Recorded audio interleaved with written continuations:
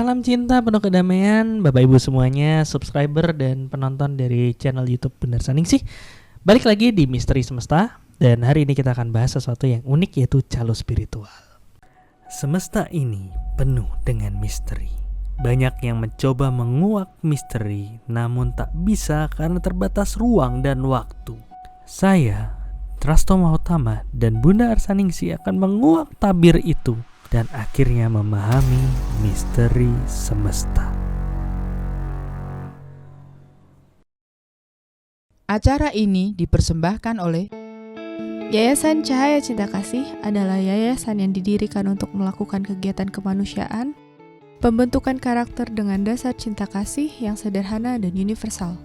Dengan support dari donatur di seluruh Indonesia, melayani secara lahir dan batin melalui bantuan sembako, obat-obatan, penyuluhan proses olah rasa. Suksemo saking semua donatur ring Yayasan Cahaya Cinta Kasih. Sampun tidak nyaman iki melingi. It's fabulous, wonderful. I really enjoyed the meditation and also learning about karma, learning more deeper about karma and the influence it has on our lives and the things we experience in this life. I'm so grateful. Sangat-sangat powerful sekali ya. Jadi waktu meditasi itu menyembuhkan diri kita sendiri dan menyembuhkan bumi. Dari Fitran mengucapkan terima kasih yang sebanyak-banyaknya atas uluran tangannya berbagi kepada kita. Support kami dengan berdonasi melalui rekening yayasan yang ada di deskripsi. Oke, ya Bapak Ibu, kita hari ini lanjut di Misteri Semesta, dan kemarin udah sempat ketunda. Tapi nggak usah khawatir, kemarin itu bisa dibilang teasernya ya, kita ngomong putar ulang lika-liku spiritual. Mungkin ada yang belum nonton. Karena pembahasan kali ini adalah lanjutan dari situ sebenarnya. Kayak gimana sih sebenarnya proses yang unik nih, yaitu calo spiritual. Tapi sebelum mulai, saya pengen ngucapin terima kasih kepada Bapak Ibu yang sudah berdonasi ke Yayasan Cahaya Cinta Kasih. Dan donasinya membuat kami bisa melakukan proses live stream seperti ini, dan juga untuk proyek-proyek kemanusiaan yang lain. Nah, kita ngomongin nih, sapa dulu nih Bunda Arsaningsih nih. Udah siap Bunda? Oh siap. Kenapa harus ditanya siap apa enggak? Karena saya cuma nanya, yang jawab kan Bunda. Ya ampun, Tiwas sudah menyiapkan diri. Apa pertanyaannya? Loh kan YouTube-nya YouTube Bunda Arsaningsih, bukan YouTube-nya Trasto Mahotama. Oke. Bisa aja. Ya, ini kita ngomongin tentang calo spiritual. Ya. Ini satu kata yang sebenarnya itu pikiran iseng doang ya, ada ngomongin calo spiritual, dan ternyata begitu di Soulmeter kok harus dibahas gitu.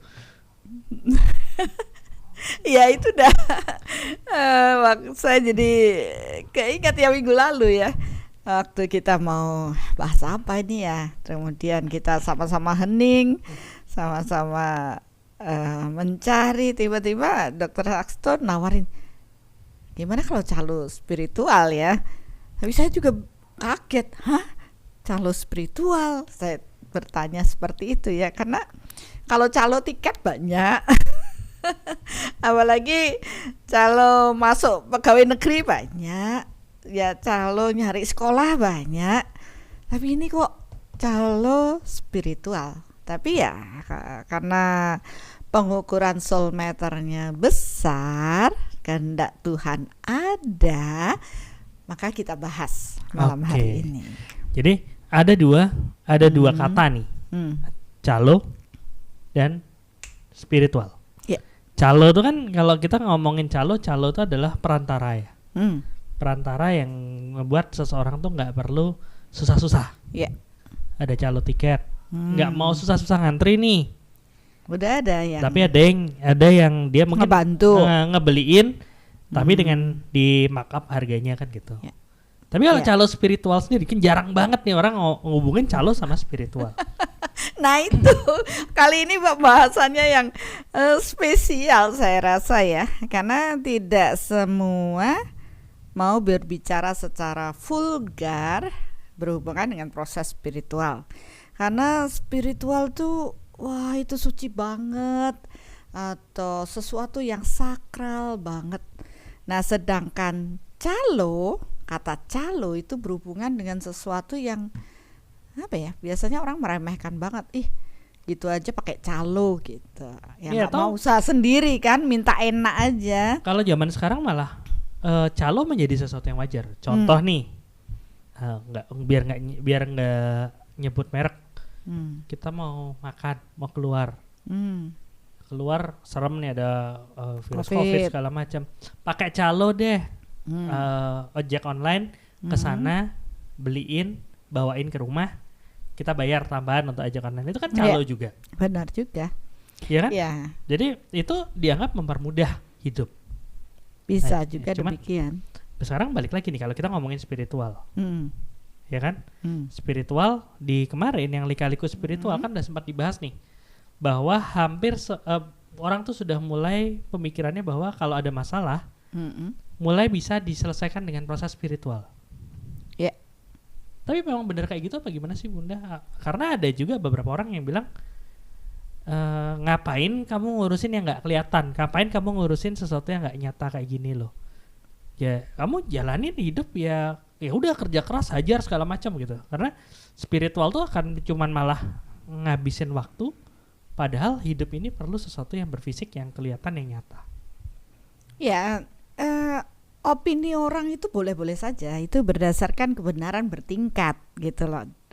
Kalau mereka masih berhubungan dengan yang berfisik ya, fokus hanya berfisik, ya jalani hidup yang kelihatan sukses, yang kaya, yang bisa memamerkan apa yang dia miliki dan semuanya.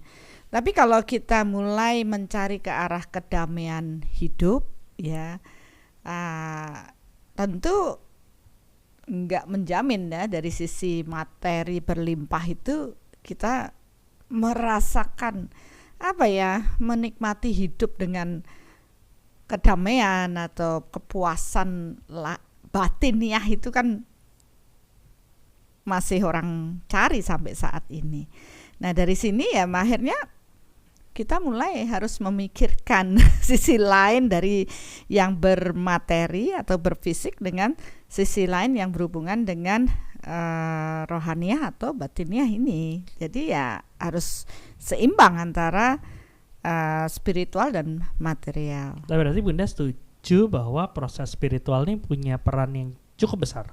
Ya, bahkan dasar dari proses kita mendapatkan hidup dengan bermateri yang bagus itu dasarnya adalah spiritual. Oh, tapi kan banyak orang yang bilang spiritual malah kemarin sharing di grup Langkah Awal Mengenal Jati Diri kan, ada teman yang ketemu sama teman yang udah menjalani proses spiritual, terus dia bilang, kamu nggak usah ikutin jalan spiritual deh, nanti kalau ikutin jalan spiritual nanti miskin jadinya, karena saya sama teman-teman sekitar yang masuk ke dalam jalan spiritual ya seret rezekinya gitu. Tuh gimana Bu? Iya, ya kembali ya, opini spiritualnya seperti apa gitu. Karena banyak orang, banyak pendapatnya, setelah kita telusuri lagi kan, ternyata spiritualnya mereka itu mengarah pada suatu kekuatan ya dari benda-benda, karena begitu masuk ke rumahnya banyak ini banyak itu, keris dan semuanya. Ini dah membuat saya kenapa saya sarankan untuk tidak masuk ke proses spiritual, karena ini harus meninggalkan keduniawian ya, dan rezeki juga susah, miskin, jatuh miskin dan sebagainya. Ya karena mereka konsep spiritual yang mengarah pada kekuatan-kekuatan ya ciptaan Tuhan lainnya. Sedangkan kalau dia benar dalam proses konsep spiritual menuju kekuatan Tuhan, seperti yang dinyatakan di kitab-kitab, barang siapa mengarah padaku, kepada Tuhan, maka aku akan memenuhi semua kebutuhanmu dan aku akan melapangkan semua jalannya. Ya kalau kita benar dalam proses berspiritual mengarah pada kekuatan Tuhan, maka dengan dasar spiritual, ya, kebersihan hati ini, material itu akan datang pada diri kita. Ya jelas lah, kalau kita mengarah pada kekuatan Tuhan, terus pikiran kita positif, kita paham dengan hukumnya, dengan memberi kita menerima, kita berbagi lebih banyak, kemudian ya jelas kemakmuran akan datang. Jadi asal mereka paham dengan hukum-hukum yang diciptakan Tuhan dan menerapkan dalam kehidupannya, otomatis orang yang benar-benar spiritual berserah kepada Tuhannya, semua kebutuhan-kebutuhan hidupnya akan dipenuhi. Jadi proses spiritual tuh bukan artinya malah ngejauhin materi segala macam. Yeah. Gitu.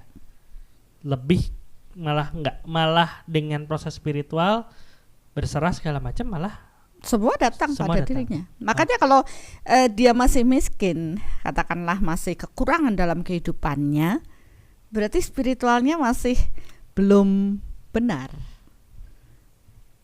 Nah, Oke. Enggak, itu bold banget gitu ngomongnya. Kalau misalnya masih belum makmur, mau ngomong miskin tapi nggak Benar. enak ya, tapi diomongin lagi miskin gitu kan. habis tadi contohnya kan yang maksudnya yang cerita. Oh gitu. Ya, Jadi- yang cerita kemarin sharingnya itu kan dia mengatakan di sisi itu, saya kan hanya mengulang ceritanya Dr. Asto. Ya, saya juga ngulang ceritanya temen Iya, juga. ya. makanya. Jadi Iya. kan ini benar apa adanya. Jadi kalau misalnya memang masih struggle, Belum, itu berarti ha-ha. masih banyak hal yang harus diselesaikan. Benar. Cuman kan gini, maksudnya untuk dia mencapai suatu tingkat spiritual tertentu kan pasti ada harga yang harus dibayar kan. Benar. Nggak gratis kan. Makanya ada mahar. Ada mahar, Ada ada yang emang booster. penderitaan, Mm-mm. booster segala macam kan gitu. Nah ini kan menderita Bunda pada saat proses pembayarannya. Ya pada saat pembayaran, tapi kan itu setara dengan apa yang sudah dia lakukan. Iya. Kan hukum energi itu kan Tapi- kesetaraan itu. Tapi kan dari situ Bunda orang jadi berpikir, daripada saya susah, daripada saya harus ngelakuin puasanya, harus ngelakuin penderitaannya. maupun orang ada spiritual yang puasa fisik itu susah. Bunda ngajarin puasa pikiran itu lebih susah lagi. Ya kan? Orang bilang menata hidupnya dengan proses jam segini harus gini gitu, itu susah. Bunda bilang nata hati itu lebih susah lagi gitu. Benar. Dan daripada susah-susah cari calo aja. Oh itu maksudnya. Loh iya dong. Sekarang gini, ada orang yang sudah susah payah nih. Mereka menggembleng dirinya dia segala macam sampai proses spiritual. Ya, Terus ada orang sepakat spiritualnya dulu lah. Iya, pokoknya yang terlihat spiritual lah. Loh kan kalau kita ngomong sama teman-teman yang udah soulmater kan gampang, ini spiritual apa enggak kan gitu kan? Iya, kita bisa pilahin Bisa ukur kan gitu. bisa Tapi kalau misalnya ukur. kita ngomong ke teman-teman yang awam, ya semua yang agak serem itu spiritual. Itu kan, jadi daripada saya susah bayar dengan penderitaan, meninggalkan keluarga atau apapun itu, mending cari orang yang bisa, yang memang sudah terlatih, yang memang sudah ada jam terbangnya untuk nyelesain masalah saya. Nanti saya bayar dah. Kan gitu prosesnya jadi. Ya itu. Satu sisi saya meringankan beban dia dong. Benar. Dia gara-gara spiritual dia melarat gitu. Ya kan? Iya. Terus? Saya punya duit gitu. Ya udahlah saya bayar gitu kan. Kamu dah yang ngerjain. Mau resiko tanggung. Punya toko nih sepi gitu. Ya udah. Lo kan orang spiritual nih. Bisa doain, bisa ini. Inilah duit, doain ya biar tokonya lebih rame. Atau misalnya hubungannya jelek nih sama orang segala macam. Datang dah ke toko spiritual. Hubungan saya jelek nih. Gini. Apa yang bisa dilakuin? Oh harus gini. Ah ribet. Bisa nggak dibantu? Nih duit. Jadi calo gua ya. Lo yang ngurusin deh. Pokoknya gue terima hasilnya gitu. Kan duitnya udah dibayar. Iya. Itu gimana, Bang? Nah itu dia. Tapi rasanya kayaknya Dr. Hasto nyindir saya nih. kok merasa tersindir gitu. Saya kan nggak ngomongnya sama Bunda sih ya. Cuman kan saya nggak ngomongin Bunda gitu. Tapi kenapa kok merasa tersindir? Itu menjadi misteri juga tuh. Bukan begitu, karena saya dulu mengalami itu gitu loh. Itu cerita lama dulu bahwa saya juga berlaku seperti itu. Berarti nih saya mewawancarai calo spiritual, Mantan calo. Oke Bapak Ibu sekalian, ini ada seorang mantan calo spiritual yang sudah tobat dan hari ini kita akan wawancara beliau. Oke, gimana Bunda? Kok saya jadi keringetan? Aduh ya, kali memang apa ya? Saya saat ini berasa jadi terdakwa nih. Terdakwa oleh siapa? Oleh Tuhan. Tadinya saya masih belum begitu fokus kemana arahnya gitu. Tapi dengan diskusi ini kok akhirnya saya seakan-akan hanya dimarahi sama Tuhan. Yes. Bukan maksudnya ya. Iya benar Tuhan, ini saya sudah mengalami Bapak Ibu dengan proses tersebut, dan saya menyadari akhirnya saya juga membuat orang-orang yang dulu sempat saya caloin itu nah ini dah karma nggak kemana-mana. Karma ini harus diterima. Ya maafkan saya Bapak Ibu. Kalau dulu saya berpikir, baik sekali itu suatu perbuatan baik, mendoakan, membantu orang lain yang kesusahan dengan mendoakan, kemudian melakukan banyak hal. Tujuan saya hanya membantu mereka karena mereka belum mampu di sana. Apalagi proses berkomunikasi ya dengan kekuatan-kekuatan atau ciptaan Tuhan lainnya, menyeimbangkan, menyelaraskan. Selain gitu. jadi calo, jadi penerjemah juga. Jadi penerjemah ya. Jadi ya itu saya lakukan di awal tanpa berpikir panjang ya, istilahnya pada saat itu kesadaran saya, pemahaman saya masih hebat nih, bisa bantu orang, saya harus banyak membantu orang, meringankan beban orang lain, berbagi buat sesama ya, dan itu dulu saya seperti itu ya. Beberapa bahkan orang mengatakan saya sebagai pahlawan kesiangan gitu ya, tidak memikirkan diri tapi lebih ke orang lain, yang penting orang lain menjadi baik, padahal saya akhirnya malah terpuruk dengan kondisi tersebut. Nah, disitulah saya melihat memang banyak orang akan merasa lebih nyaman seperti apa yang dikatakan oleh Dr. Asto. Ngapain saya susah? Udah saya punya duit, bayar aja deh. Tolong ya bantu doain saya. Tolong ya bantu sembuhkan saya. Tolong bantu jagain saya gitu. Kelihatannya bagus dan saya mengatakan saya akan bantu.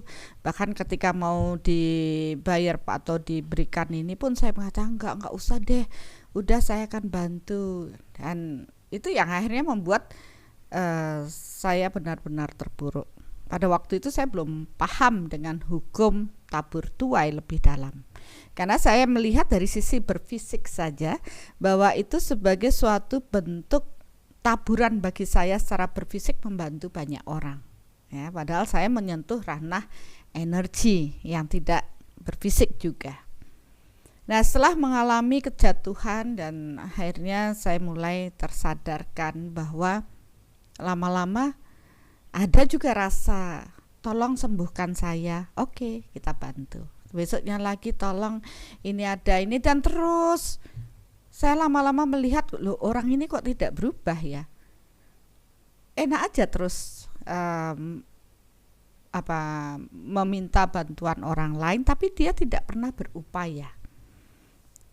Padahal seharusnya kan Dia mampu untuk itu kalau dia mau belajar gitu. Dan saya pun akhirnya mendapatkan pengalaman-pengalaman yang luar biasa, dan mulai mungkin karena hukum secara energi, bahwa ketika kita naik kelas kita berhadapan dengan proses energi yang lebih tinggi ya. Saya pun mulai mengarah pada kekuatan Tuhan, karena saya melihat di sini kok tidak ada yang berubah. Saya menyadari, oh berarti ini saya salah, saya belum benar-benar memahami yang lebih dalam lagi. Dan mulai saat itu saya mengatakan, oke, saya stop melakukan semuanya, saya akan mengoreksi diri saya karena saya terus terpuruk.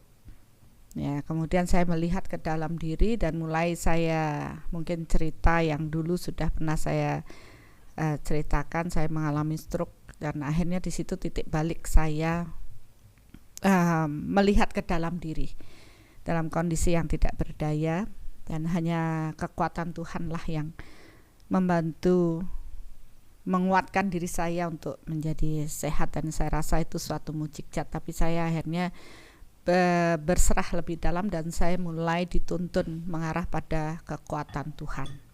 Jadi yang dulu tuh baru saya mengerti, oh itu belum Tuhan. Walaupun banyak orang sudah mengatakan itu mengarah pada kekuatan Tuhan, tapi ternyata saya belum di sana. Ya, walaupun saya sok jagoan mengatakan saya sebagai saluran Tuhan waktu itu, tapi ternyata belum. Saya masih banyak kekotoran, dan saya mulai menyadari, saya membersihkan diri saya, dan akhirnya sampai pada kesadaran, ya ternyata dalam proses spiritual itu mengarah pada kekuatan Tuhan, untuk proses kebersihan hati, untuk proses kehidupan, kualitas hidup lebih baik, untuk proses menjadi lebih sehat, untuk proses hubungan lebih baik, untuk proses kemakmuran lebih baik, proses kenyamanan hidup, kedamaian, itu nggak bisa dibantu orang lain. Nggak bisa dibantu orang lain? Ya. Jadi kalau dulu orang datang, tolong ya saya dibantu, didoain, disehatin, bantuin ya bersihin toko, ya feng shui-nya diatur dong. Ini ya. Kemakmurannya sampai saya jualan kristal lah, kristal ini diisi kantornya dan sebagainya. Tapi ternyata ya ujung-ujungnya setelah saya menyadari lebih dalam bahwa ternyata ya untuk proses kualitas hidup yang lebih baik dari seseorang tidak bisa dibantu orang lain. Ya seperti saya dulu calo spiritual katakanlah. Jadi kayak bakal trending nih. Kemarin di grup bakal trending nih calo spiritual. Ya, Oke, gimana?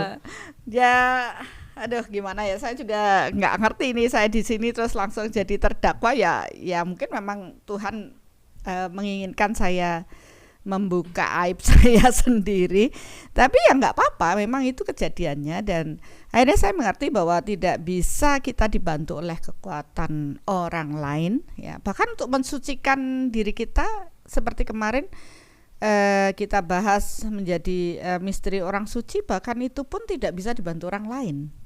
Ya, tidak harus semuanya berasal dari diri kita sendiri, kemauan, niat untuk bertumbuh, kemudian meningkatkan proses berkesadaran, membersihkan kekotoran batin, dan kemarin mengarah pada kekuatan Tuhan itu, doa itu nggak bisa dititipkan sama orang lain. Ya, semua itu kembali pada diri kita. Nah, begitu saya menyadari hal itu, saya mengubah diri saya. Saya tidak lagi mau berperan seperti yang sebelumnya sebagai calo spiritual, dan saya lebih mengarah pada ayo bertumbuh. Ya, kalian bisa. Dan begitu kalian menata diri kalian lebih baik, ya kalian akan bisa bertumbuh menjadi baik, bahkan kalian sendiri akan tersucikan dengan pikiran, perkataan, dan perbuatan kalian yang mulai mengarah pada kebenaran Tuhan. Nah, di situ saya melihat dulu yang saya berupaya saya sembuhkan dengan diri saya, ternyata juga bolak-balik belek istilahnya ya, bolak-balik ya begitu-begitu saja, selama tidak ada keinginan di dalam diri untuk memperbaiki kualitas kesehatannya dengan pikiran, perasaan dan perbuatan yang baik. Nah, akhirnya saya memilih ya, oke, saya stop menjadi calo spiritual, saya lebih baik mengajarkan mereka untuk mengubah dirinya, untuk mulai menanam kebaikan dengan dirinya sendiri, dari proses pikirannya, perkataan, perbuatannya, pola pikirnya yang mulai positif, minta maaf, memaafkan. Dan saya melihat, wow, luar biasa, kesembuhan mereka jauh lebih pencapaian kesembuhan itu jauh luar biasa dibanding dulu saya sebagai seorang penyembuh. Karena apa? Karena ada upaya dari dirinya untuk memperbaiki dirinya, untuk mengarahkan dirinya ke hal yang lebih positif. Dan ini menjadi suatu habit ya, kebiasaan yang akhirnya membuat kualitas hidup orang tersebut berubah. Ya, doa-doanya tidak lagi perlu perantara untuk didoakan, tapi dia sudah cukup mempunyai power untuk terhubung dengan Tuhannya, sehingga apa yang menjadi doanya itu dengan hukum tabur tuai juga diterapkan dalam kehidupannya, itu berbuah dengan kualitas hidup yang lebih baik. Nah, itu yang akhirnya saya lihat, dan kenapa saya juga mengatakan saya nggak buka konsultasi, karena saya lebih senang mengajak orang bertumbuh. Solusinya ada pada dirimu sendiri, yaitu ketika dia lebih mengenal dirinya, dia akan mengenal Tuhannya, dan mengenal Tuhan berarti melibatkan kekuatan Tuhan dalam proses hidupnya, dan dia dapat menyelesaikan istilahnya apa yang dia harus tuaiannya. Jadi menjalani hidupnya dengan lebih baik. Kalau dia ingin kesehatan, dia tanam kesehatan lebih baik, ya dia akan jauh lebih sehat. Kalau dia ingin kemakmuran, ya dia mulai menanam kemakmuran dengan baik, dan dia pun akan menuai kemakmuran. Jadi saya lebih akhirnya menyadari bahwa proses hidup kita nggak perlu calo spiritual, ya, tidak perlu orang lain, tapi kita sendiri yang menentukan proses hidup kita. Tapi ya dalam proses belajar bertumbuh, ya dia butuh tuntunan guru. Itu tuh yang menarik ya, soalnya tadi kan Bunda bilang gimana pun yang harus bertumbuh sendiri, ya kan? Ada masalah segala macam karena proses karma segala macam. Terus ada orang yang emang nggak mau ngerasa, oh ya saya cuma mau pakai sesuatu yang bisa saya lihat aja, fine, ya udah urusin dah tuh kan gitu kan. Nah, ada orang yang langsung mulai berpikir bahwa oh ternyata ada satu sisi lain yang harus dipikirin, yaitu proses spiritual. Proses spiritual nih ada dua jalan lagi nih, cari calo atau cari guru kan gitu. Tapi kalau maksudnya kalau nih ngomongin secara kasar-kasaran gitu, kan yang dilakuin sebenarnya sama, si calo ngebantuin, yang Bunda ngomongin guru ini kan juga ngebantuin ngasih tahu segala macam. Terus bedanya di mana? Bedanya kalau dia ini kan beda dulu dan sekarang ya. Kalau dulu saya melakukan apa yang dimauin sama klien saya kan gitu. Ya udah kamu nggak usah repot-repot deh. Apa nih? Oh sakit, oke, wes bablas angin nih. Terus oh nih feng shui saya nih begini, oke saya ubah ini nih, selesai kan. Kemudian oh ini biar hubungannya bagus, oke, doanya begini, ya. Tapi itu kan tidak membuat istilahnya hanya selesai per kasus saja, tidak mengubah dirinya. Karena dia tidak turut campur dalam proses tersebut, ya. Tapi kalau sekarang saya di sini, saya hanya ngasih tahu, oke, caranya begini, lakukan sendiri. Ya, ada berproses masalah gini, koreksi batin sendiri. Toolsnya sudah dikasih, alatnya udah dikasih, soul meternya udah ada. Tinggal mengaplikasikan. Yang berjalan ya dia sendiri. Yang melepas kulit bawang atau kegelapannya dia sendiri. Jadi saya tidak turut campur dalam proses itu. Ya, dengan proses dia memperbaiki dirinya sendiri otomatis proses spiritualnya dia jalan. Kalau dulu saya sebagai calo spiritual kan saya aja yang bertumbuh, sedangkan yang saya bantuin ya stuck begitu-begitu saja, nggak ada yang berubah.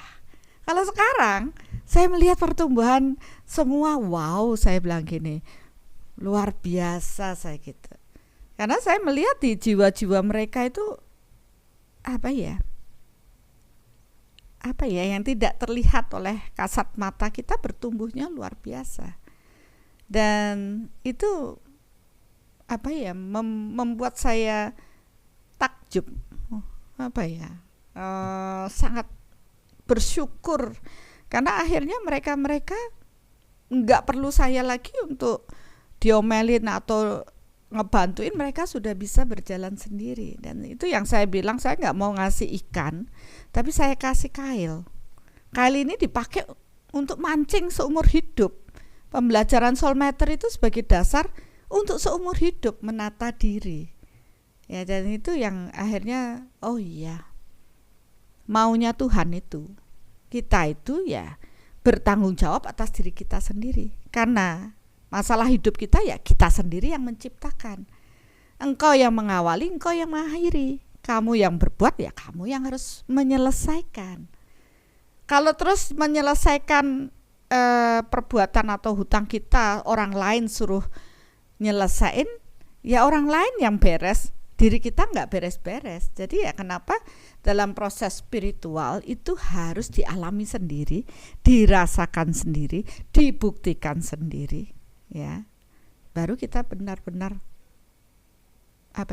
merasakan betapa bersyukurnya kita terlahir sebagai manusia, dapat mengenali jati diri kita sendiri, sehingga kita pun akan bersyukur betapa Tuhan sangat mencintai kita. Dan itu merupakan suatu sekarang saya bisa merasakan, ya, saya sangat bersyukur dengan proses ini. Saya mau memutuskan tali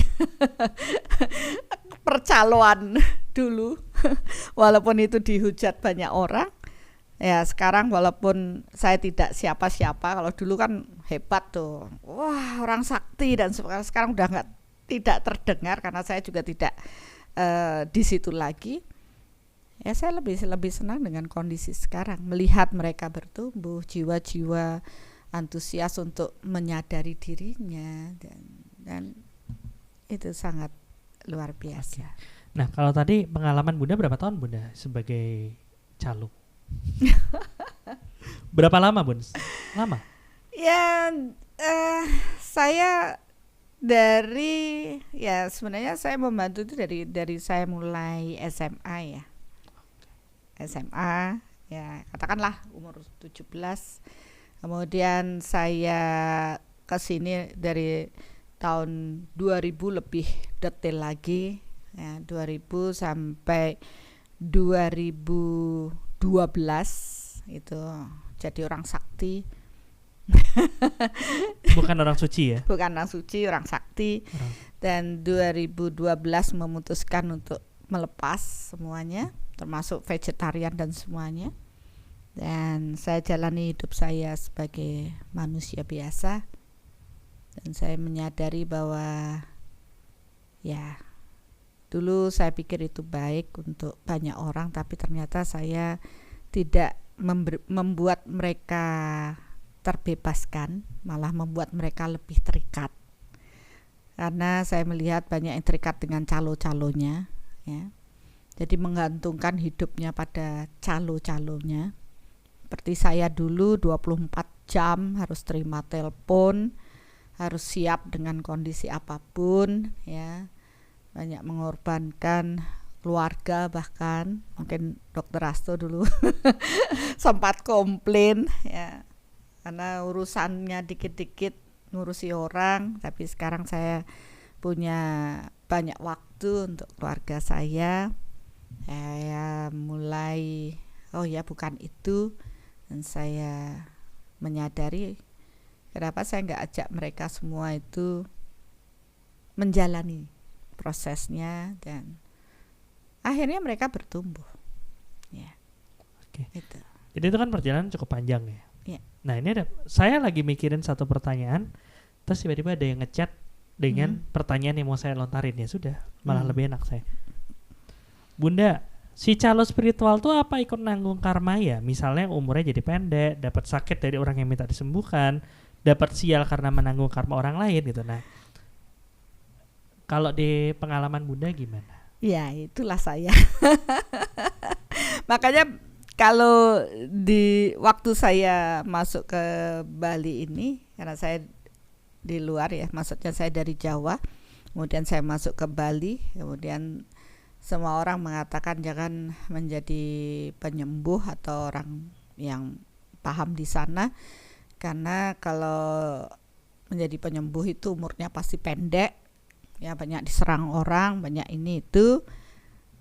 Kemudian waktu itu saya tidak berpikir ke sana, karena saya berpikir ini adalah kesempatan saya membantu banyak orang.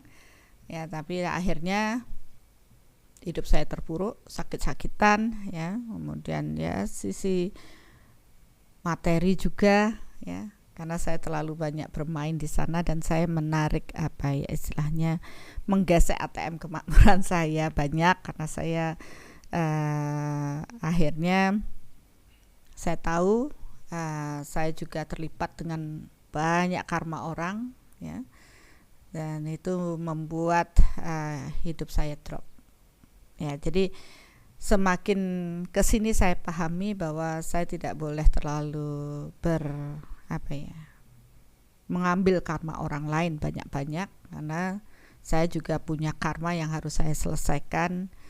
Tapi saya mulai mengajarkan mereka bertanggung jawab atas karma masing-masing, menangani bagaimana permasalahan yang harus mereka hadapi, karena saya sudah pernah mengalami dan banyak katakanlah orang-orang yang dulu bermasalah dengan itu, tapi juga tidak berubah ya, karena mereka tidak terlibat dengan proses karmanya.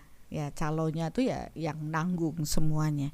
Tapi sekarang dengan proses ini saya melihat mereka bisa memperbaiki diri mereka dan saya tidak harus terpuruk. Bahkan saya bersyukur dengan proses semakin saya menyadari, memberi kesempatan orang untuk bertumbuh walaupun mereka mungkin jatuh terpuruk, tapi saya melihat oh ya kamu pasti bisa, coba lakukan hal seperti ini. Mereka yang melakukan ya, bukan saya lagi. Begitu mereka melakukan, mereka menyelesaikan hutang karmanya dan mereka akan bertumbuh menjadi lebih baik. Dan semua tidak lagi tergantung pada kekuatan-kekuatan lain yang dulu saya mintain tolong, karena akhirnya saya mengetahui itu menduakan Tuhan. Tapi sekarang saya lebih bersyukur bahwa saya bisa mengajak banyak orang untuk menyadari betapa Tuhan itu mencintai mereka, dan mereka dapat memperbaiki kualitas dirinya sehingga mereka dapat merasakan cinta Tuhan. Ya, saya hanya mengajak mereka untuk naik kelas step by step, dan saya merasa haru melihat mereka menjadi lebih baik. Ya, dari dulu saya melihat pasien-pasien saya selalu bermasalah dan datang dengan masalah, gitu, tidak selesai. Tapi dengan proses saya membiarkan mereka bertumbuh, menjalani, walaupun mungkin mereka mengatakan mungkin lebih enak deh Bunda bantuin saya, tapi saya menyadari itu karma yang harus dia terima.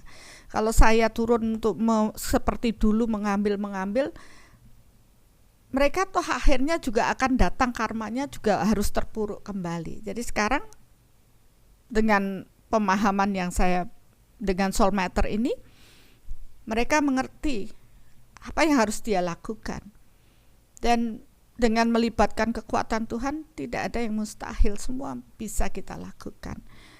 Dan itu yang luar biasa melihat bertumbuhnya banyak orang. Saya juga bersyukur ya, walaupun saya harus mengalami hal buruk dalam hidup saya, banyak kejadian buruk, dihujat di sana sini, difitnah banyak hal, tapi saya tidak pernah malu, karena saya menyadari ya apapun itu saya mengarah pada kekuatan Tuhan. Walaupun mereka dulu mengatakan saya gila dan sebagainya, tapi sekarang saya bisa mengajak lebih banyak orang untuk menyadari bahwa mereka harus bertanggung jawab atas dirinya, karena tidak bisa proses itu dicalokkan pada kekuatan-kekuatan yang lainnya. Begitu kita mengarah pada kekuatan Tuhan untuk dapat menjalani hidup dengan kualitas yang lebih baik, maka itu memang harus dijalani sendiri. Tapi ingat, kita tidak sendiri. Bersama Tuhan kita pasti bisa. Banyak orang ingin menjadi lebih baik sebenarnya.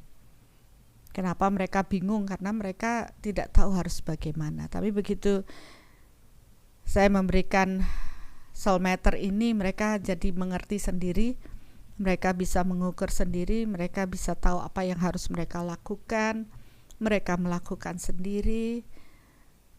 Itu menjadi bagi saya suatu yang tidak bisa saya katakan. Saya rasa syukur saya melihat mereka bertumbuh, dan ya, saya melihat mereka semangat untuk menjalani, karena mereka tahu ini tidak bisa diwakilkan oleh orang lain. Bahkan proses doa pun tidak bisa diwakilkan oleh orang lain.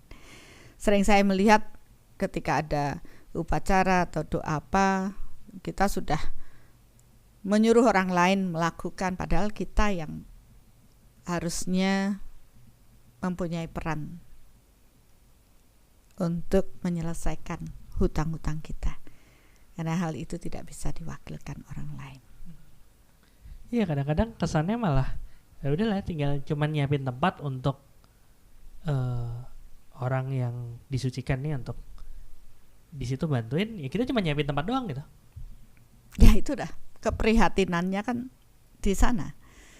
Tapi ya ternyata ya itu sebagai suatu tradisi saja. Sedangkan penyelesaian akhir ya tetap di tangan kita yang menciptakan, yang membentuk karma, dan dia pula yang harus menyelesaikan. Walaupun mereka-mereka ini ya memang menjalankan tugas masing-masing ya. Sebenarnya istilah calo ini bukan ngomongin merekanya yang jalan ya, tapi sebagai orang-orang yang cuman ngerasa ngeliat mereka sebagai penyedia jasa yang udah tinggal bayar selesai gitu aja.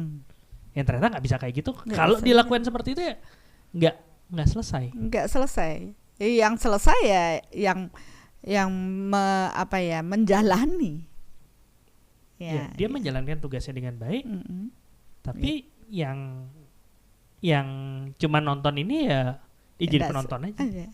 Iya, makanya kan sangat disayangkan suatu upacara yang besar, tapi yang punya upacara tidak terlibat secara menyelesaikan ritual apapun ya, mau ritual mau spiritual apapun itu ya udah. Iya, konsep daripada proses spiritual itu ya harus merasakan, mengalami, melakukan, mengamati, dan baru meyakini. Ya, seperti makan cabai itu, kalau kita hanya cabai warnanya merah, selama kita tidak pernah nyeplos cabai, kita nggak pernah tahu rasanya cabai itu pedas gitu. Ya, pedas juga dibilang rasanya kayak kebakar, kayak apa tuh nggak bisa ketemu. Tapi begitu kita makan, mengunyah itu aja baru kita tahu, oh pedas tuh gini. Lah, nerangin pedas itu aja susah kalau kita tidak mengalami. Sama aja proses kita dengan Tuhan. Kalau kita tidak mengalami rasa itu, kita nggak tahu gitu. Sama aja orang mengatakan minta maaf, kalau kita tidak benar-benar minta maaf secara batin, ya nggak ada rasa yang benar-benar menyentuh gitu loh. Jadi hanya sekedar kata-kata. Ya sama juga kayak kemarin ada beberapa teman yang bilang sebelumnya saya rasa sudah bahagia gitu, tapi ternyata begitu di workshop dia mulai sadar bahwa ternyata itu belum bahagia gitu, karena dia selama ini nggak tahu bahagia itu yang kayak gimana. Benar. Nah kan sekarang kan bersyukur dengan metode soul meter, measurement technique of radiation ini, segala sesuatu secara energi bisa terukur. Ya asal tahu ya, istilahnya tidak hanya secara subjektif ya, tapi itu benar-benar objektif. Ini ada satu, bukan pertanyaan sih, cuman lucu aja. Nggak tahu muncul nggak ya? Say no to calo spiritual, say no to konsultan spiritual, tapi say yes to guru spiritual. Ya, apa ya? Proses kemandirian berarti yang membedakan apakah ini menjadi suatu proses pencaloan atau suatu proses pembimbingan adalah seberapa banyak itu melibatkan diri kita. Iya, benar. Cuman kalau Bunda bilang semua harus diselesaikan sendiri, pada saat orang lagi terpuruk gitu, pada saat orang lagi belum bertumbuh, kan perlu waktu untuk mencapai proses pertumbuhan itu, Bunda. Tapi kadang-kadang masalahnya udah datang duluan, terus itu gimana? Ya, segala sesuatu di alam ini datang dengan tepat waktu. Ya, semua ada waktunya, semua masa ada waktunya dan semua waktu ada masanya. Jadi semua harus disadari kalau memang kita belum sampai di situ, ya kenapa?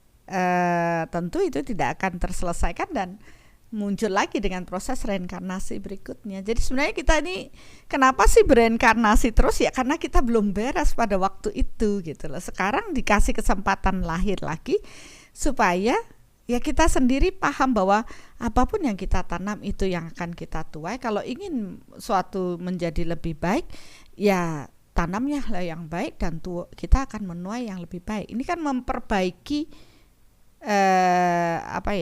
kualitas diri. Proses kita terlahir ini adalah proses pendewasaan diri. Ya, mungkin bagi mereka-mereka yang belum paham masih butuh bantuan, ya. Jadi mereka, ya kenapa sampai ada hal tersebut seperti saya dulu, ya karena satu ada orang yang membutuhkan bantuan, satu ada orang lagi yang merasa saya sudah bisa membantu. Nah, kan hukumnya kan ada kesejenisan. Kalau nggak gitu kan nggak nyambung. Jadi nggak bisa dipersalahkan kondisi seperti itu. Ya, jadi itu ya memang berlaku di mana-mana karena ada permintaan, ada penawaran, istilahnya kan seperti itu. Nah, sekarang tergantung pada proses kesadaran seperti saya dulu. Bagi saya tuh baik banget deh, saya bantuin orang dan sudah nggak mikirin untuk diri, sedang saya lelah atau apa nggak saya pikirin, pokoknya saya bantuin orang. Sampai teman ada yang bilang ini sebenarnya pinter tapi bodoh gitu.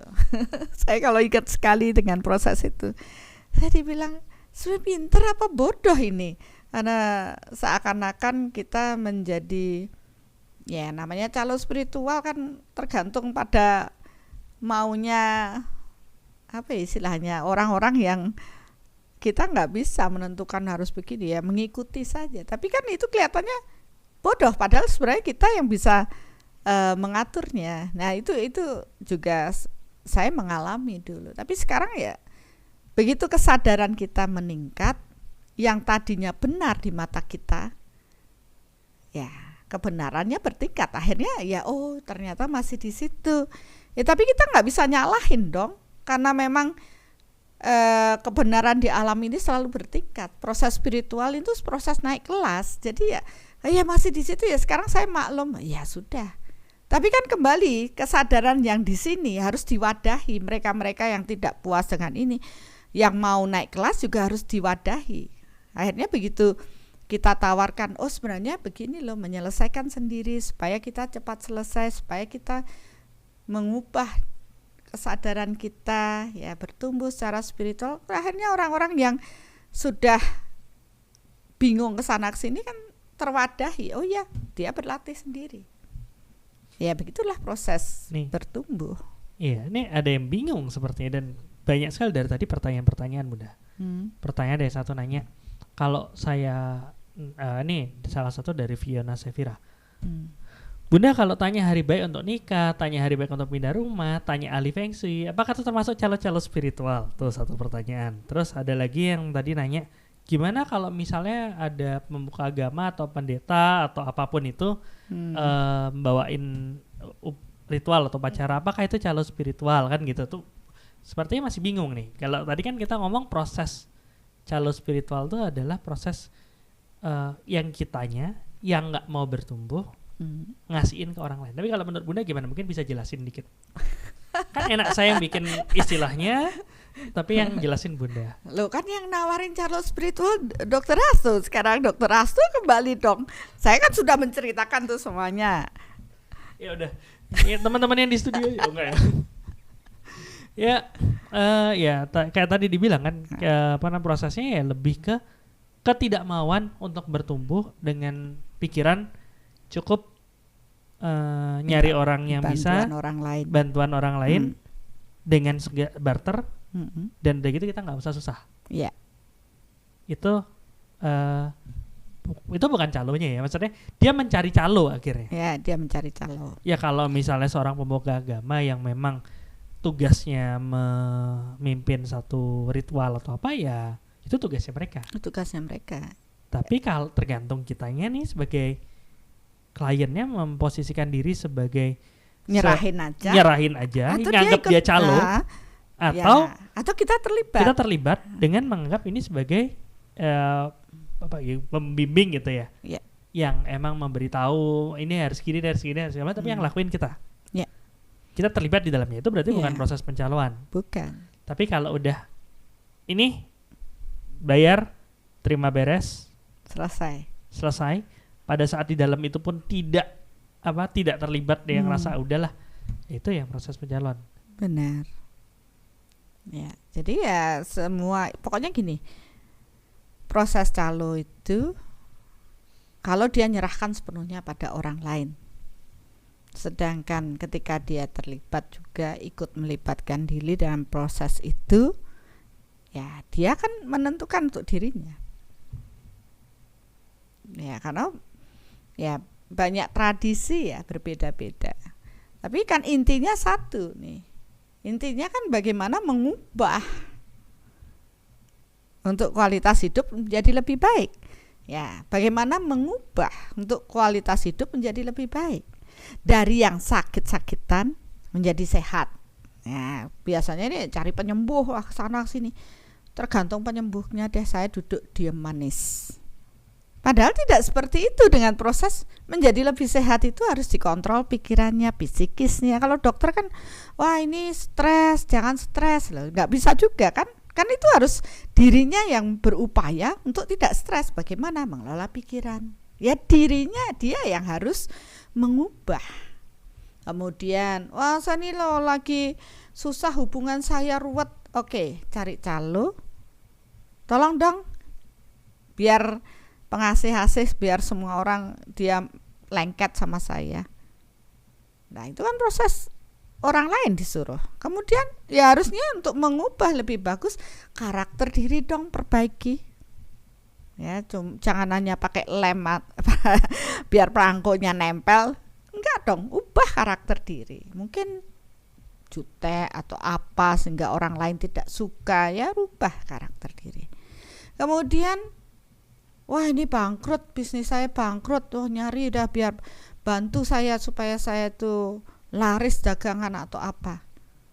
Ya kalau kita paham dengan hukum tabur tuai, mungkin dalam proses bisnis ada yang salah dari pikiran atau dari apa, sehingga kita harus menuai. Ya ubah dong. Nah, bagaimana kita paham dengan hukum tabur tuai, mulai menjalankan hukum-hukum kemakmuran sehingga kemakmuran datang pada diri kita. Seperti itu Dokter Hasto. Jadi ya sebenarnya ya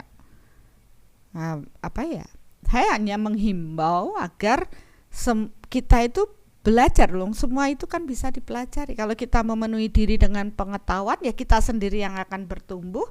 Ya kita sendiri yang bertanggung jawab sebenarnya atas diri kita, bukan orang lain. Iya, dan sebenarnya kalau misalnya kita melihat satu tokoh atau siapapun itu sebagai calo ya, maksudnya dia harusnya ngajarin atau membimbing, terus kita cuma ngeliat sebagai calo doang, ya kita yang merendahin sebenarnya. Iya. Ya harusnya dia paham Misalkan nih, oke, sekarang ya mau nggak mau ya dalam proses beragama selalu ada pembimbing ya, mengatakan suatu ritual dipimpin oleh sang pemuka agama, kan? Ya, itu hal yang bagus kan, beliau melakukan tugasnya. Tapi ini loh yang kita banyak yang ngobrol sendiri, ndak fokus. Padahal kan itu sesuatu untuk dirinya. Jadi dia ya harus bertanggung jawab secara batin menyelesaikan proses tersebut. Ya, jadi ya dia yang bertanggung jawab. Ya, dengan doanya, dengan keberserahannya. Jadi bukan tergantung pemuka agamanya. Ada pertanyaan menarik. Kaget, mungkin ada orang kaget, sorry ya. Saking menariknya saya yang terlalu semangat nih. Rini Lee, Bunda, apakah terjadinya calo spiritual karena ego dari guru spiritual? Ya bisa aja seperti itu. Tapi kalau guru spiritual harusnya bukan calo spiritual dong. Harusnya bukan, tetapi kan banyak orang yang memposisikan dirinya sebagai guru spiritual, tapi ujung-ujungnya paranormal kan gitu.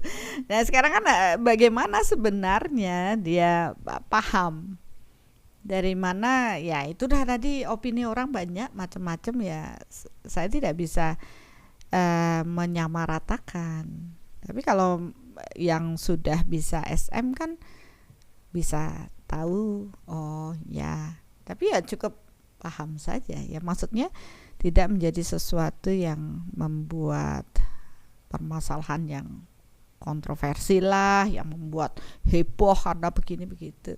Saya rasa kalau mereka sudah mulai belajar dan paham, dia tidak banyak bereaksi negatif untuk proses ini.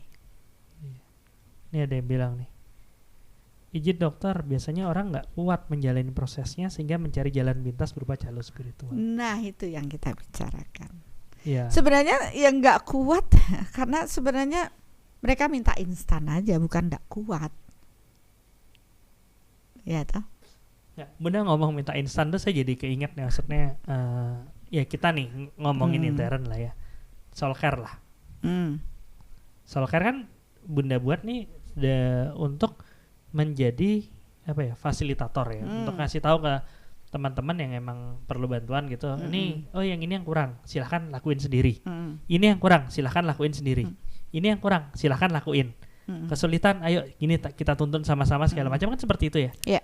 Tapi banyak yang bilang, lo kan saya pengennya instan aja, nggak mau jalanin gitu ya. Soalnya aja deh yang jalanin, saya tinggal terima beresnya, kan banyak yang kayak gitu. Oh nggak mau, makanya saya kalau mau konsultasi ya saya batasi kalau mereka sudah bisa mengukur dengan soul matter. Mereka akan tahu kapasitas diri. Kalau memang itu kapasitasnya masih harus dia bisa selesaikan, ya selesaikan sendiri. Kecuali kondisi-kondisi tertentu yang memang perlu. Ya, perlu. Ini kan beda ya. Mereka paham, mereka lakukan tahapannya dulu sampai mentok, ya baru kita bisa melakukan, membantu dalam proses itu. Itu pun bukan karena kita ya, karena dia yang melakukannya. Makanya benar sih, jadinya proses yang konsultasi ke tim segala macam ya memang harus paham dulu dasarnya. Ya, dasarnya secara energi paham, karena saya sudah mengalami orang-orang itu datang ke saya hanya mau instan, mau saya yang melakukan. Ya maaf, saya tidak di sana. Jadi saya mengajarkan, ayo jalani dulu, upayakan dulu, karena itu karmamu, bukan karma saya. Saya kan hanya ngasih tahu aja. Harus dijalani sendiri, ubah sendiri. Masalah gimana itu urusan sendiri. Deh, memang ya, ceritamu deritamu, masa lalu gitu ya. Iya. Ya, oke. Tapi kan enaknya nih, maksudnya sering kali dalam proses percaloan seperti ini terjadi juga proses percaloan, satu karena ada supply, ada demand kan gitu. Dan orang yang demand ini mereka nggak ada pilihan, dalam artian apapun yang diomongin sama calonya, ya dia nggak ada pilihan karena dia nggak punya pemahaman. Makanya beliau orang pintar, saya orang bodoh kan gitu. Selalu memposisikan seperti itu. Bahkan iya. ya dia mengakui dirinya kurang pintar, makanya dia mencari orang makanya pintar. cari Kan? orang pintar.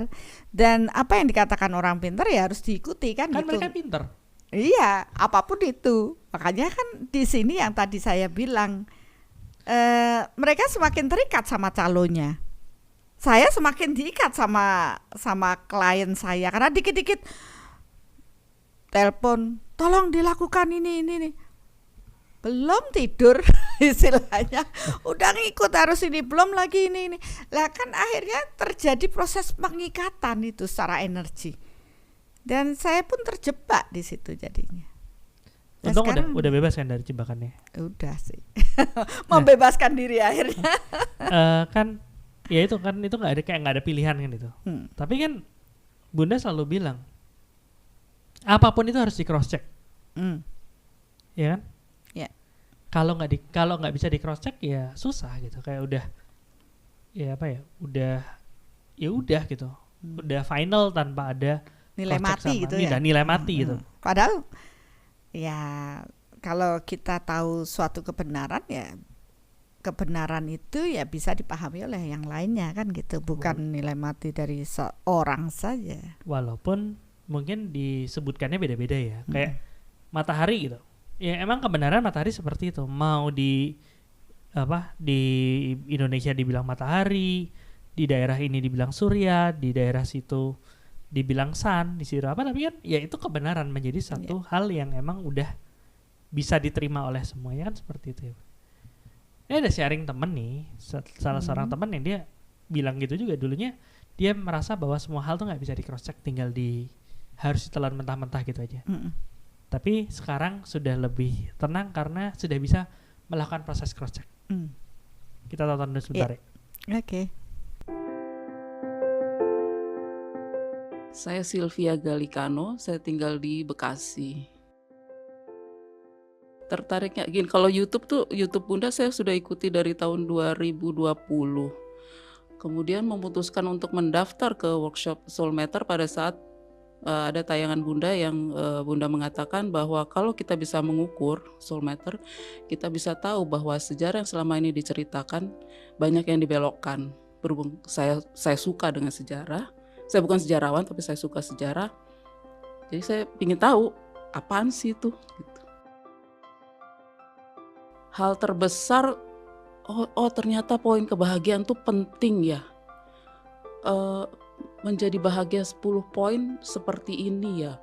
Pada saat saya mengukur 3 tahun lalu sebelum saya kenal Soul, saya punya poin kebahagiaan adalah 0.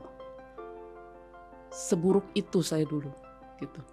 Jadi berarti sekali. Dibuka pada saat Gung De ceritakan tentang jiwa luhur, sebetulnya bagaimana jiwa luhur, dan ditutup dengan pengangkatan guru. Itu yang paling mengharukan. Dengan menjadi pribadi yang baru, saya berharap impact-nya juga akan banyak orang sekitar saya, bahwa menjadi baik itu membahagiakan, menjadi bersih itu membahagiakan, batin kita bersih, tidak ada dendam, tidak ada iri. Itu sesuatu yang sebelumnya bolehlah tidak tampak ya di medsos katakanlah, tapi tahu loh kamu menyimpan iri gitu. Di sini kita benar-benar bersihnya tuh seperti apa itu bisa terukur. Iya. Kalau saya mengajak untuk mengikuti workshop Soulmatter, mungkin menghadapi antriannya masih panjang ya. Ikuti saja dulu tayangan YouTube Bunda. Kita punya wawasan yang menjadi lebih luas. Dari situ, ada pemahaman baru yang bisa kita terima. Tidak hanya percaya doktrin yang selama ini kita terima. Cerita dari orang tua, cerita dari guru, semua harus bisa tercross check, terukur gitu, bisa membuka diri terhadap pengetahuan. Bukan hanya pengetahuan yang di buku textbook di sekolah ya, tapi apa yang terbaca di alam itu yang bisa suatu saat akan bisa kita baca gitu. Apalagi orang-orang dengan latar belakang budaya yang kaku, yang tidak bisa menerima informasi lain selain yang dipercaya oleh nenek moyangnya gitu. Mari bertumbuh bersama, Soul is Solution. Ya, gini deh, karena kebanyakan orang ya itu tadi, kita bodoh, yang lain lebih pintar, apa yang diomongin ya manut aja. Kita mau buktiin juga ilmunya nggak nyampe kan gitu. Makanya tapi ya, untungnya dengan Soulmeter proses cross check tuh jauh lebih mudah ya Bunda. Iya benar. Jadi kita tidak hanya mengikuti apa yang sudah diturunkan dari buku-buku atau leluhur kita ya. Jadi kita bisa cross check kebenaran dari proses tersebut. Ya karena bisa aja bukunya awalnya bener. Tafsirnya jadi dari salah tafsir kan gitu. Iya. Orang saya baca buku bahasa Inggris sama terjemahan bahasa Indonesia aja kadang-kadang bingung gitu. Kadang-kadang lebih ngerti buku bahasa Inggris ya daripada buku bahasa Indonesia ya gitu. Karena dalam proses penerjemahan itu pun kadang-kadang ada bagian-bagian yang mungkin pemilihannya atau gimana atau tidak tepat. Ada kata-kata yang nggak bisa nggak bisa diterjemahin gitu. Kayak apa yang Bunda ngomong kemarin? Ya apa? Pating apa? Yang semua pada bingung itu apa? Oh. Apa itu Bunda? Kami tenggengen. Nah itu kalau kami tenggengen itu kalau di saya dikasih itu, waduh, apa? Iya itu sulit dijelaskan ya. Ya itu salah satunya. Jadi kalau di tafsir ke bahasa Inggris jadi mungkin orang jadi bingung ya. Oke. Nah, oke, balik lagi ke bahasan ya. Tadi kan ngomongin tentang calonya nih. Ya sekarang kalau kita ngomongin calonya adalah orang yang memang secara langsung bilang apapun masalahmu hubungi saya, bayar sekian atau lakuin ini biar saya yang tangani. Terima beres dah gitu kan. Nah biasanya calo-calo kayak gini ini kan punya apa ya, asisten calo junior. Nah ini kenapa saya nanya kayak gitu, karena ada yang nanya nih dari Fali Hardi, Bunda, apakah muridnya calo spiritual yang ikut membantu dalam hal ritual itu juga dapetin karmanya? Tadi kan Bunda bilang kalau si yang ngomong kayak gitu stop segala macam ini kan dia udah ngambil karma dong. Harusnya si klien ini yang menjalani karmanya. Tapi dengan ada calo itu ya udah lo terima beres gue ambil gitu kan. Terus kan pada saat ngambil nih minta bantuan kan. Misalnya tadi Fali bilang nyembelih ayam atau apalah atau nyiapin ritual ya atau segala macam kan itu. Dia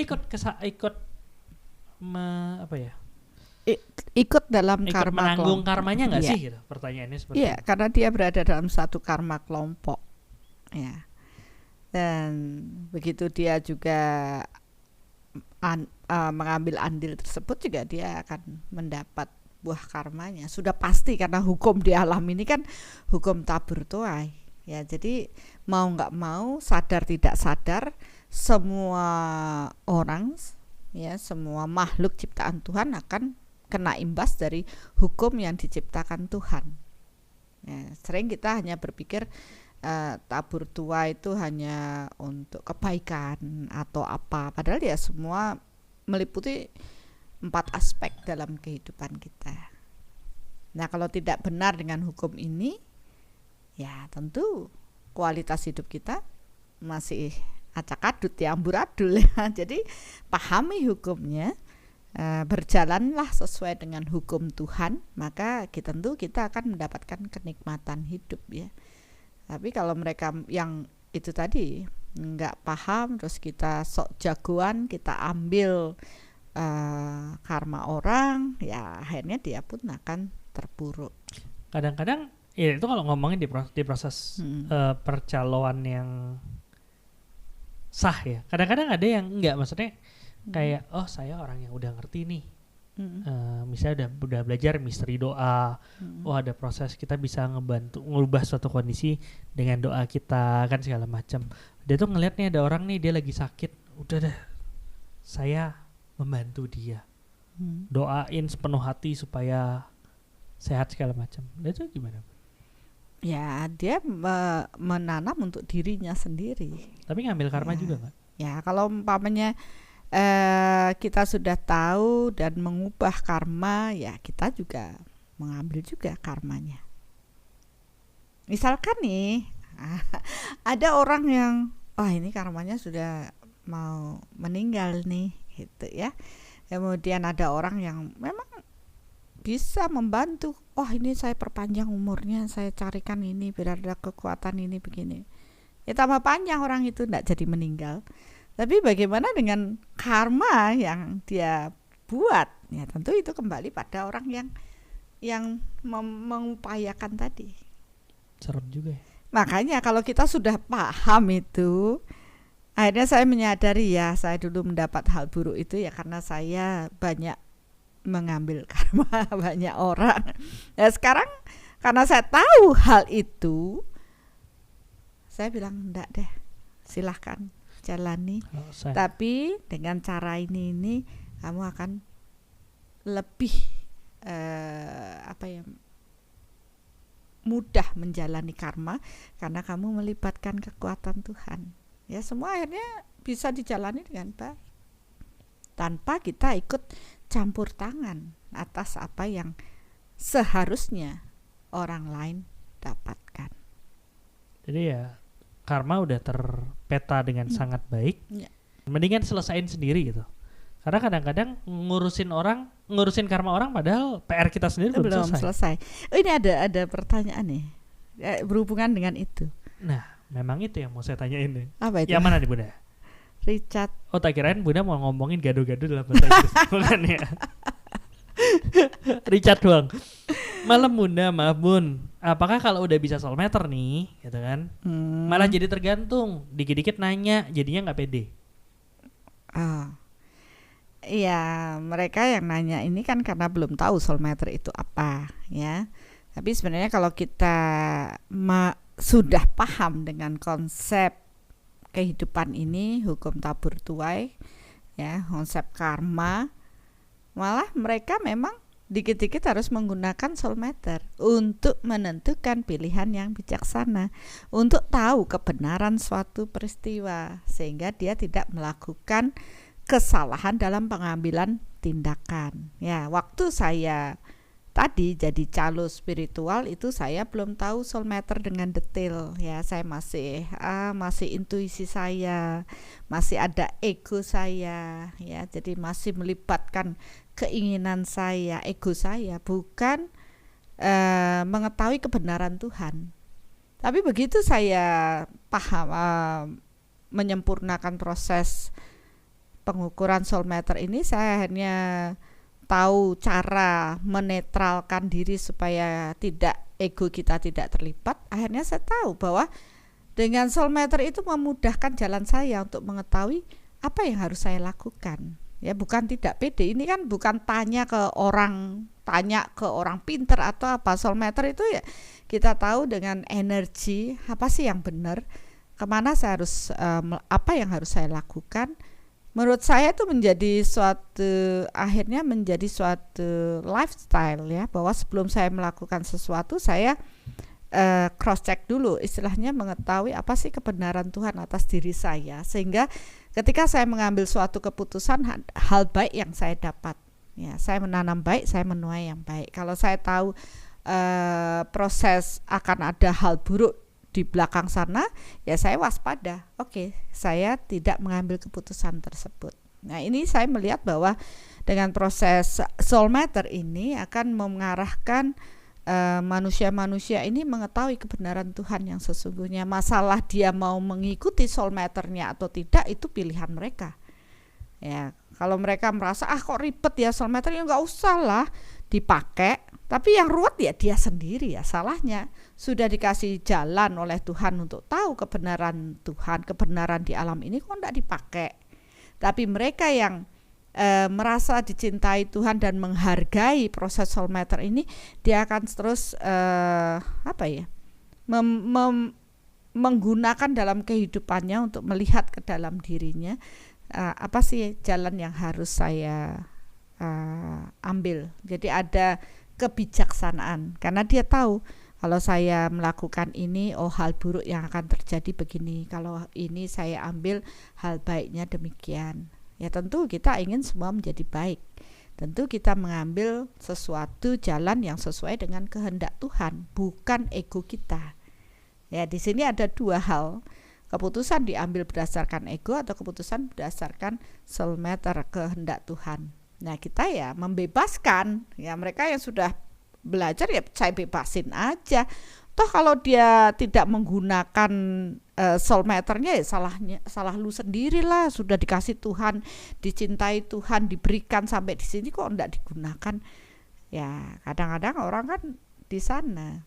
Ya tapi mereka yang menggunakan dan meyakini ya akhirnya mereka dapat menyelesaikan ya hutang-hutang dirinya, ya hutang-hutang karmanya, menyelesaikan proses batinnya, membersihkan diri, mensucikan dirinya, sehingga ya akhirnya mereka dapat merasakan lebih kuat cinta Tuhan di dalam diri mereka.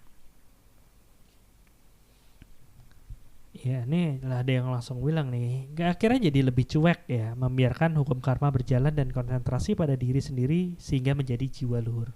Jadi jiwa luhur.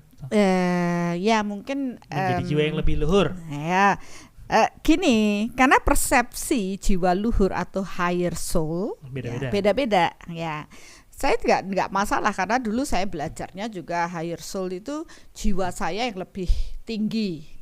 Ya mungkin mereka belajar yang di sana sehingga menganggap kita cuek dengan karma masing-masing dan menyelesaikan proses dalam sehingga kesadaran jiwa kita meningkat lebih tinggi. Ya, tapi dalam proses kita telusuri dengan soul matter bahwa proses higher soul itu jiwa yang lebih tinggi. Ya, kondisi jiwa yang lebih tinggi daripada jiwa manusia biasa. Ya, nanti kita bahas deh misteri jiwa luhur ya, kita supaya persepsi kita bisa sama. Karena di luar apalagi yang dari barat biasanya mereka mengatakan higher soul itu jiwa kesadaran mereka yang lebih luhur gitu. Ini serem sekali nih. Pak Gatot Suwardi. Bunda, berarti yang menjadi calo spiritual akan berulang terus, bereinkarnasi terus, nggak bisa moksa, karena otomatis punya tali eterik untuk saling menyelesaikan di kehidupan dari kehidupan berikutnya. Dari kehidupan ke kehidupan. Benar sekali, Pak. 100 buat utangnya nambah terus. Utangnya nambah terus. Ya, makanya itu persepsi orang beda-beda. Ada yang merasa dengan menjadi calo spiritual dia sudah tersucikan. Tapi kalau nanti sampai pada pemahaman yang lebih tinggi lagi baru ngeh. Oh iya. Nih ngomong itu merinding semua. Nggak tahu kelihatan apa enggak ya. Masalahnya ada yang sudah sampai di situ, berarti proses kesadarannya udah jauh lebih tinggi kan, karena paham. Ya memang begitulah, kita nggak bisa memaksa orang untuk bisa paham sampai apa yang kita bagikan saat ini, Dr. Hasto, karena banyak orang yang masih itu kan tidak seperti itu. Ya nggak apa-apa, orang mereka belum sampai pada ini. Tapi begitu kita bahas ini kan Bapak siapa tadi, Pak Gatot Suwardi sampai paham memang seperti itu. Ya karena itulah kita lahir lagi. Ya karena kita sudah paham sampai di situ.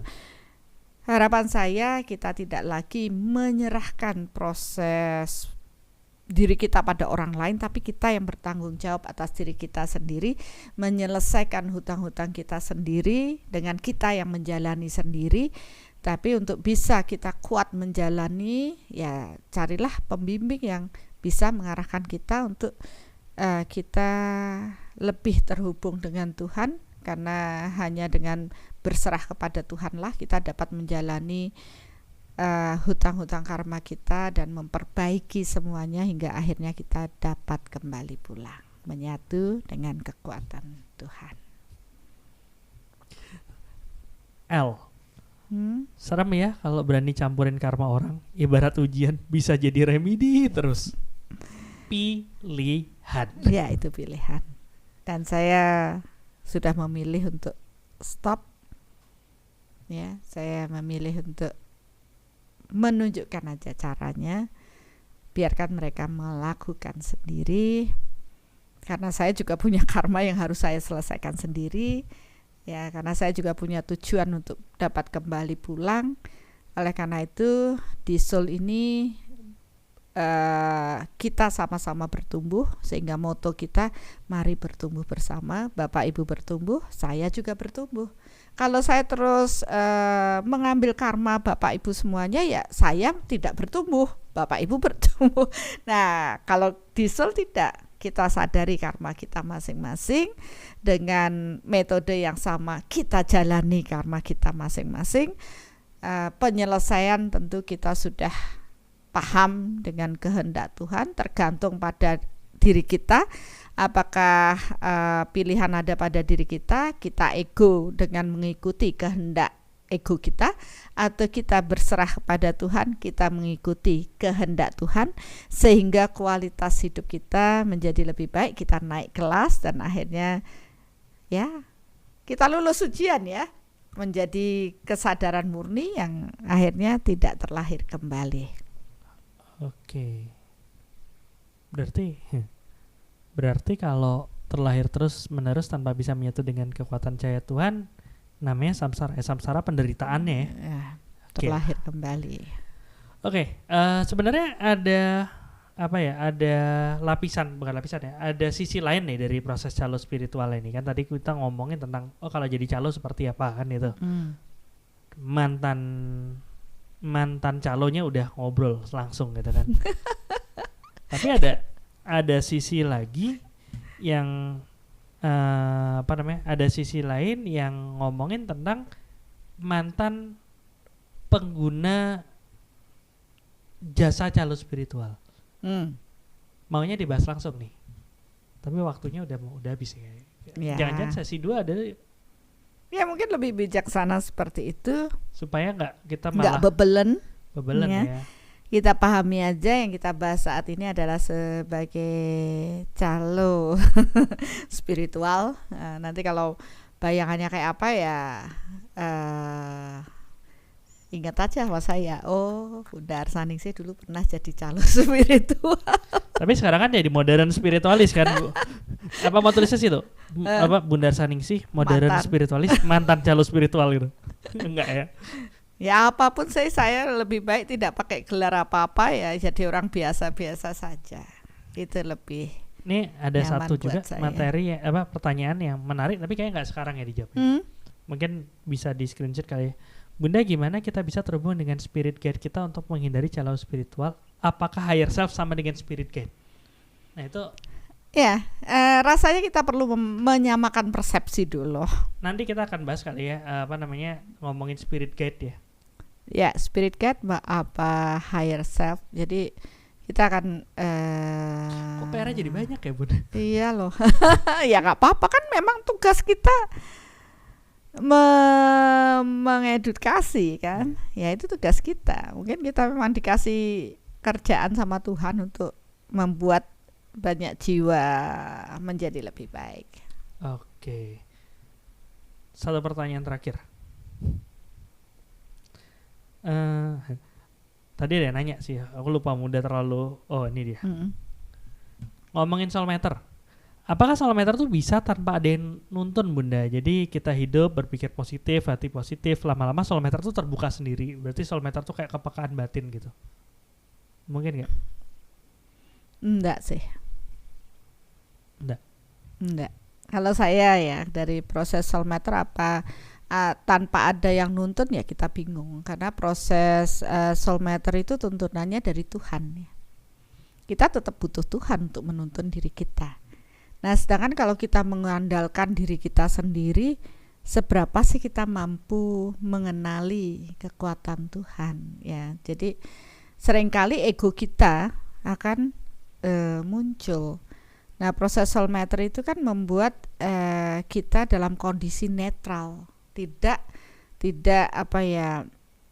terkontaminasi oleh ego kita. Ya, jadi banyak orang ya seperti saya dulu nggak, oke saya tahu ini, tahu itu, bahkan awalnya ya awal soul matter kan dari tahu ini, tahu itu, tapi tidak terkontrol. Karena apa? Kadang-kadang sering meleset karena baru mengandalkan intuisi, ya. Walaupun banyak kejadian yang terjadi, tapi ya banyak orang juga mengatakan saya gila dan sebagainya. Sekarang saya bertanya ya, bagaimana supaya apa yang saya tuh bisa mengetahui kebenaran itu ya mutlak karena kebenaran Tuhan, jadi tidak melibatkan ego saya. Ya, di situ ujiannya. Nah, dengan metode soul matter ini kan sudah dibuat sedemikian rupa sehingga kuncinya sebenarnya adalah proses berserah kepada Tuhan. Ditambahin pertanyaannya. Maksudnya nggak ada manusia yang menuntun, Bun? Kalau nuntun ke Tuhan, kalau Tuhan menuntun itu pasti, tapi nggak kalau misalnya tanpa penuntun berwujud manusia itu bisa. Nah, itu dah. Karena tanpa penuntun berwujud ya, banyak yang mengatakan saya mau dituntun sama jiwa sejati saya, tapi kita sendiri belum tahu kepastian ya. Jadi itu tadi pertanyaan itu sama dengan higher self tadi atau spiritual guide tadi. Ya, padahal sebenarnya ya proses tuntunan Tuhan itu melalui dari manusia, ya, dari manusia kemudian ya ke manusia gitu. Kalau dari yang tidak nampak, bukan manusia, ini seringkali ya standar kesadarannya belum setinggi manusia gitu. Jadi manusia yang mampu menjadi saluran sabda Tuhan atau tuntunan Tuhan itu kan harus mempunyai power yang cukup tinggi dan mempunyai kualitas jiwa yang berbeda sehingga mampu sebagai proses mengalirnya energi. Ya memang mungkin nanti kalau Pak Maulana ya sampai ke proses soul matter nanti baru ngerti, oh seperti itu maksudnya. Mungkin memang bawaan jiwanya sudah ada proses bertumbuh sampai di sana sehingga mungkin kepekaannya sudah terasa, tapi kembali lagi untuk proses kita bisa menuju ke proses yang lebih tinggi, energi itu perlu mengalir dari level tinggi ke level yang lebih rendah. Oleh karena itu ya mereka kita harus paham ya, terhubung dengan jiwa luhur itu suatu yang sangat penting. Jadi nggak bisa kita sendiri langsung menuju Tuhan. Ya nanti kalau ya mungkin di workshop akan jauh lebih bisa dipahami. Ya, cuman untuk nyampe ke workshop kan harus mulai dari langkah awal mengenal jati diri dulu, habis itu 4 aspek, baru ke workshop soul matter. Dan workshop soul matter juga cukup ngantri ya, karena dulu kita nyoba satu workshop banyak banget gitu, akhirnya kualitasnya juga nggak bagus. Tapi saya rasa ya itu proses karma juga. Begitu niat ya, tergantung ya mau niat apa enggak, itu kan kembali pada pilihan. Ada yang merasa enggak cukup, enggak perlulah pakai soul matter, saya sudah terhubung terus sama Tuhan, ya enggak apa-apa. Itu kembali pada pribadi masing-masing. Tapi yang kita hanya memfasilitasi ya, seperti yang Dr. Hasto tadi bilang, tahapannya memang demikian ya. Kalau memang ingin paham ya, tidak hanya sekedar kepo, karena ini memang baik ya, kenapa tidak. Di sini pun ada proses ya tadi, mengalami sendiri ya, harus mengalami kemudian meyakini, mempraktekkan. Jadi apa ya dibilang, harus Epasiko. Benar ya? Epasiko ya? Epasiko ya. Oke, jadi ya begitulah. Kirain mau ngomong apa, begitulah. Ya mungkin itu bahasan nanti deh. Soalnya kalau walaupun banyak banget sih pertanyaan-pertanyaannya, cuman kalau semakin dijawab takutnya dengan waktu yang singkat kayak gini orang nggak dapat apa ya, big picture-nya gitu. Dapatnya sekelebat akhirnya kelebet gitu kan. Jadi ya mungkin pembahasan kali ini adalah sampai sini tentang calo spiritual. Berikutnya kita akan bahas misteri customer calo spiritual. Customernya ya. Oh, saya pernah juga mengalami itu karena saya dulu juga Customer juga. Okay. Oh, salah tuh kan bukan Iupasiko tapi Ehipasiko. Mohon maaf ya. Ya itulah pokoknya. Oke. Sekarang mungkin udah selesai closing statement dong. Ya, Bapak Ibu semua, saya bersyukur ya, akhirnya saya bisa sharing masalah diri saya, dan saya sudah mengalami itu tidak baik ya. Efeknya walaupun kelihatannya bagus banget, menolong banyak orang, menjadi pahlawan bagi banyak orang, menjadi orang sakti dan sebagainya, tapi ternyata itu menghambat proses pertumbuhan jiwa saya sendiri ya, karena saya akhirnya terjebak dengan terikat dengan permasalahan banyak orang ya. Orang juga terikat dengan saya, dan juga tidak cukup itu, saya juga ternyata mengambil karma-karma orang, dan itu memperburuk kondisi saya. Dan akhirnya ya saya bersyukur jalan Tuhan mengingatkan saya dari kondisi stroke waktu itu. Mungkin saya sudah cerita, dan saya mulai menyadari kesalahan saya dan mulai melakukan pertobatan.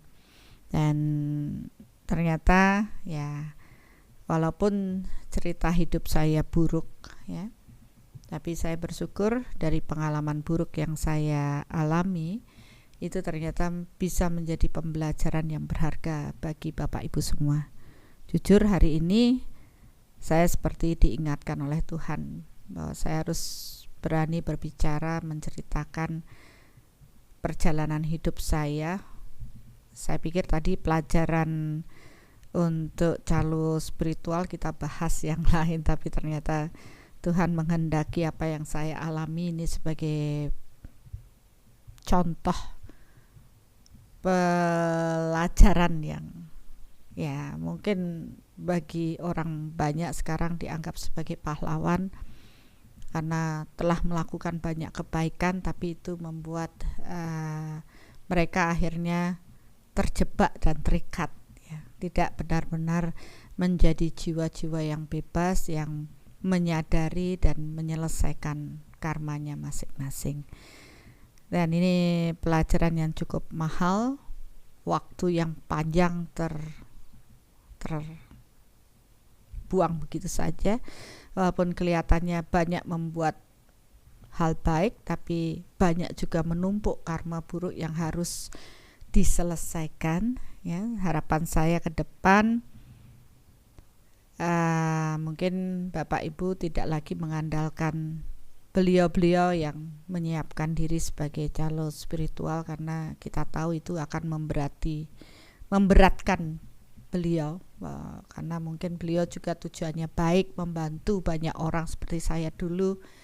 Lebih baik mari kita belajar, mari kita sadari bagaimana menyelesaikan problem diri kita, karena itu karma kita. Nggak bisa dong kita serahkan pada orang lain walaupun kita sudah membayar mahal. Toh karma kita yang itu belum selesai ya, dan harus kita selesaikan lagi. Pasti kita akan bertemu lagi, dan itu akan terus seperti lingkaran setan yang tidak selesai selama kita tidak memutus karma tersebut dengan menyadari dan mengalami serta menyelesaikan sendiri. Oleh karena itu, pahami proses ini. Setiap ada hal buruk yang datang pada diri kita, terima dengan ikhlas dan hadapi dengan berserah pada Tuhan, dan yakinlah bersama Tuhan kita pasti bisa menyelesaikan dengan damai. Semakin kita mengenal diri, maka semakin kita mengenal Tuhan dan kita akan sangat bersyukur terlahir kali ini. Dan akhirnya kita akan bertekad apapun yang terjadi, saya akan menerima semua takdir saya, karma saya dengan damai. Nah, itu baru saya melihat proses pertumbuhan jiwa kita mengarah pada kebenaran Tuhan, dan hasilnya sangat indah ya, karena kita akan dipenuhi dengan cinta Tuhan. Jiwa kita akan bercahaya lebih terang karena kita bertanggung jawab atas apa yang kita tanam, maka kita pun harus siap untuk menuai apapun. Dan kalau kita sudah paham hal itu, tentu kita akan menanam lebih banyak hal baik agar kita juga menuai kebaikan dalam hidup kita. Oke, terima kasih dan sekian. Ya, jangan. Enggak nih, tadi nggak bisa nahan ketawa. Kenapa? Ada yang ngirim kayak gini nih. Next, serangan para calo spiritual.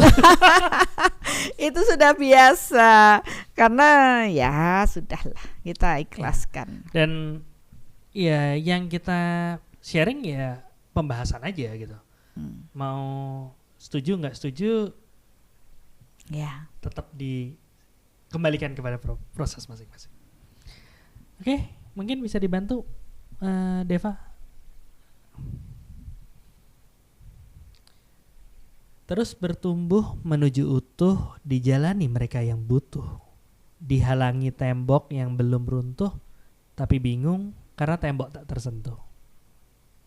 Jujur, aku perlu bantuan, agar ada yang bantu sampai tujuan. Tapi kalau bisa gak perlu kotor-kotoran, biar tinggal suruh berasa tuan.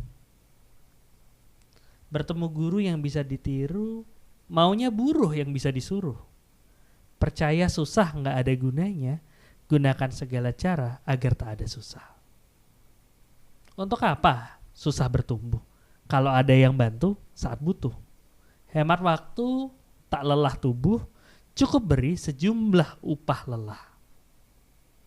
Tak puas cari yang bisa mengupas, entah dengan ilmu yang dalam atau kenalan orang dalam, seakan menjadi cahaya di gelap malam. Beda tingkat, upah meningkat. Tanpa terasa malah terikat, tanpa sadar sudah disikat. Mulai bergejolak, tapi takut kualat. Coba sadar sejak langkah awal, bahwa walau bisa dibantu kawal, karma ditanggung yang mengawali. Karena itu bertumbuh gak bisa pakai wali. Oleh karena itu, mari bertumbuh bersama.